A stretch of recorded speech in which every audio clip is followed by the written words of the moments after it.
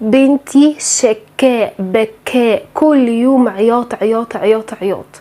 انا زهقت، انا مش جايبه طفله، انا جايبه ست كبيره طول اليوم تقعد تعيط.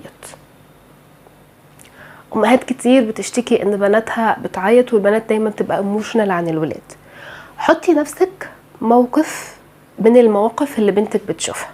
راحت الصبح المدرسة، المسة قعدتها في مكان مش هي اللي بتحبه، صاحبتها المفضلة غايبة، او صاحبتها راحت كلمت حد تاني هي ما بتحبوش، كانت عايزة تنقل اللي مكتوب على السبورة وما لحقتش ومسحوه، فعمالة تكوم جت تفتح السندوتشات بتاعتها لقيت حاجة انتي عاملاها لها هي مش بتحبها، او لقيت السندوتشات بردت فمعرفتش تاكل، السكيرت بتاعتها او البنطلون اتنتش فاتضايقت لان مروحة مش عارفة هتقولك ايه.